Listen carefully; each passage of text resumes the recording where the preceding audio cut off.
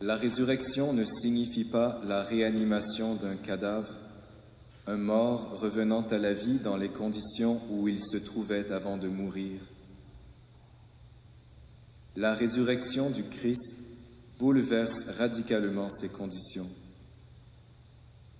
Certes, le ressuscité est bien réel, il se laisse toucher par Thomas, il partage la nourriture avec ses disciples, et pourtant il est différent, sous une autre forme, dit la finale de Marc, de sorte que Marie de Magdala le prend pour le jardinier et les pèlerins d'Emmaüs pour un voyageur mal informé.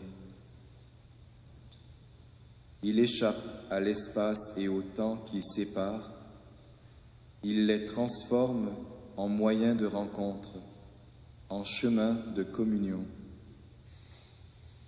En lui, le divin et l'humain s'unissent définitivement. L'humain trouve ainsi son accomplissement et cette humanité transfigurée, déifiée, pénètre désormais, travaille désormais les profondeurs de l'histoire, comme on dit d'une femme qu'elle est en travail.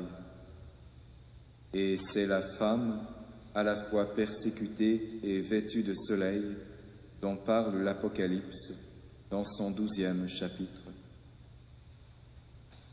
Comme le fer, mis en contact avec le feu, prend la couleur de celui-ci, de même la chair, c'est-à-dire la création, après avoir reçu en elle le Verbe déifiant, est libérée de la corruption.